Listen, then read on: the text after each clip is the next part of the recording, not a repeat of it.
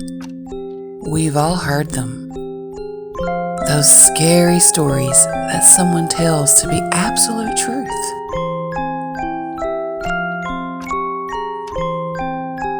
Welcome to Scary Tales and Dollies. Hello everybody, welcome to this week's edition of Scary Tales and Dollies.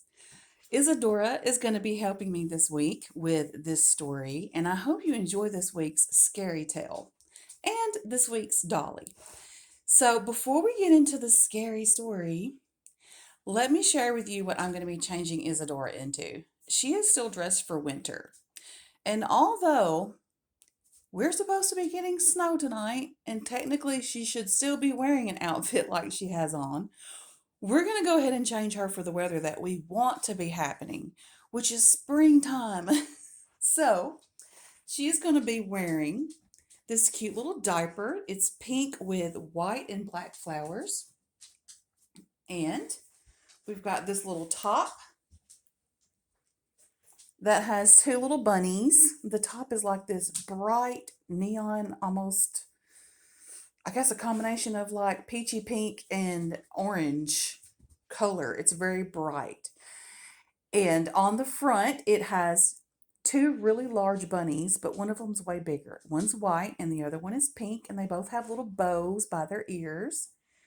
And then they have some really cute, colorful little flowers that are kind of reminiscent of the flowers on the diaper. So there's little flowers on each side of them. And it snaps in the straddle like a onesie, and then it has two little snaps on the shoulder. And then it has like a little open back, which is great for Isadora because she has the little torso.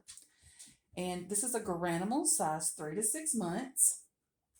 And then we're going to put these adorable little purple shorts on her that have little ruffles around the pockets. And these are faux pockets, they're not real. And they also have elastic legs and an elastic waist with a little bow right in the middle at the waist. So that's what she's going to be getting changed into while we do this week's scary tale. Are you ready? Let's go. Today's story, The Legend of Sensabaugh Tunnel. Tucked away between Sullivan and Hawkins County in East Tennessee, USA, is a mysterious and infamous place known as Sensabaugh Tunnel. I've heard many stories about this place as a child and young adult, and the locals who live nearby say it permeates with evil, and that anyone would be foolish to go there at night, especially alone. It is said that apparitions appear there, car batteries are drained, and auditory and visual hallucinations take place. People have driven their car through the tunnel and warned that you must never turn off your engine while you're in the tunnel, because if you do, your vehicle won't start back. And the sensory experience you will have at that point will scare the living daylights out of you.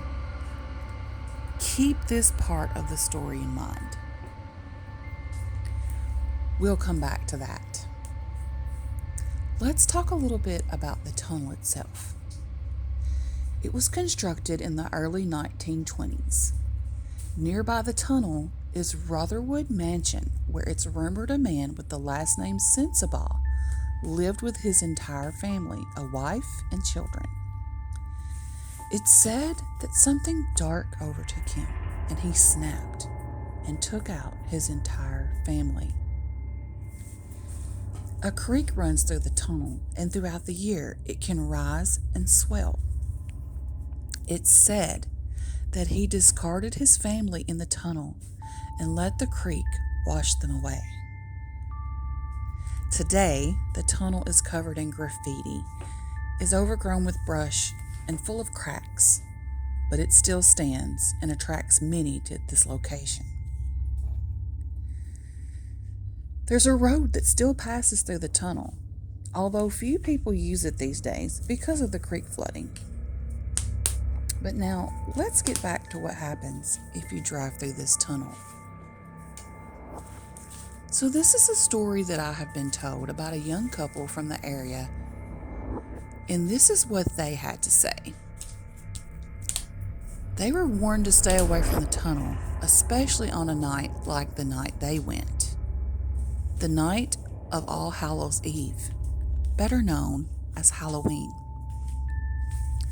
So, in 2001, on Halloween night, a young local couple named Ben and Monica ignored all the warnings and drove out past Rotherwood Mansion to Sensabaugh Tunnel.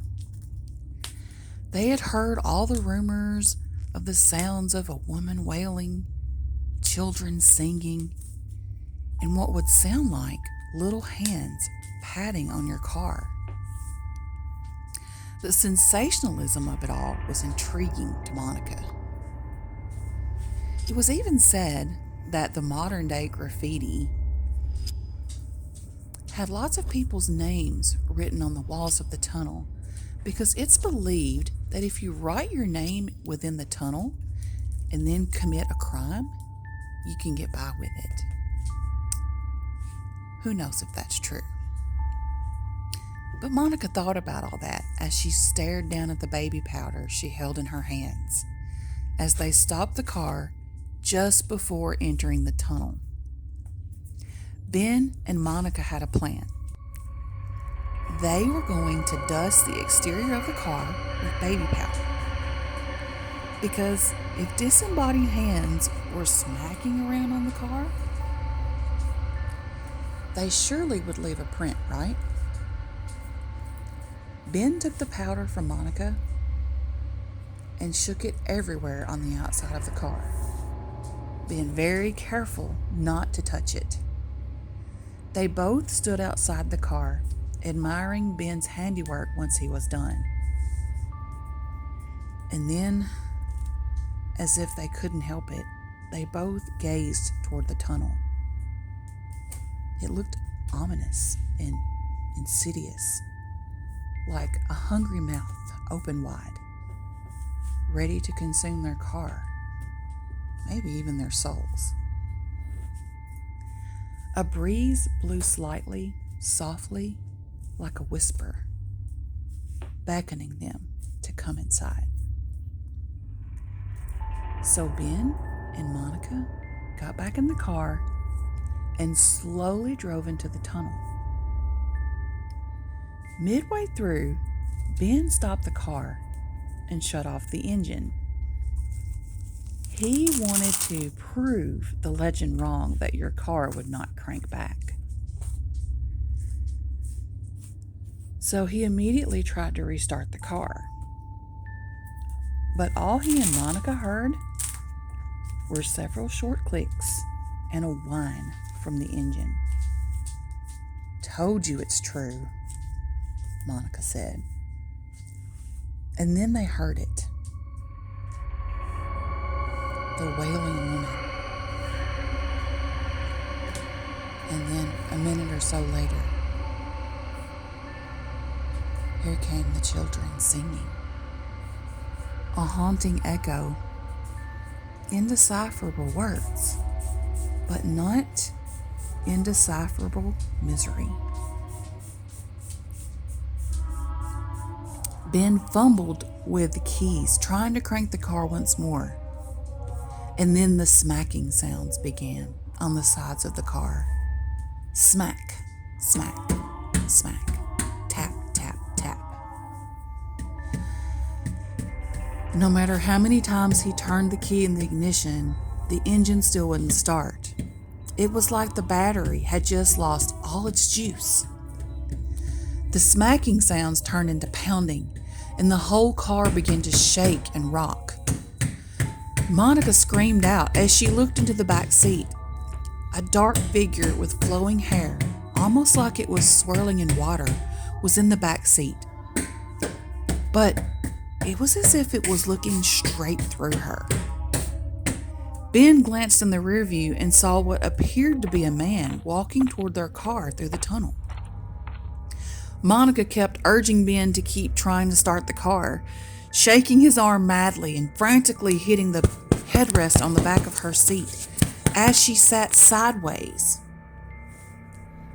She was scanning her surroundings, and suddenly the apparition in the back seat was gone. She kept glancing over at Ben as he was frantically looking into the rear view and kept trying to crank the car, and she just wasn't sure what he was seeing in the rearview mirror, because between urging him to crank the car, she was asking him, "Ben, what do you see? What is it?" But she was getting no answer from Ben. Ben was too busy concentrating on trying to crank the car, and Ben was seeing what he thought was Mr. Sensabaugh himself, walking up the tunnel. The pounding on the car got louder and more intense. The shaking and rocking, it was overpowering. Monica was shrieking. And poor Ben, his fingers felt like they were going to break from turning the ignition so much. The male apparition reached the back of the car and placed his hand on the trunk.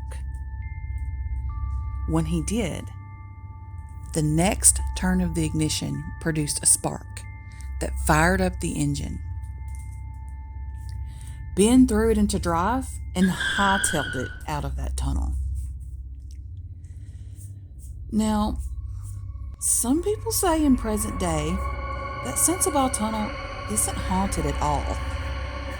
And they say Sensabaugh himself was the one who created the legend to scare lurking teens off of his property back in the day, and that it was he himself who was the culprit of spooky sounds in the tunnel.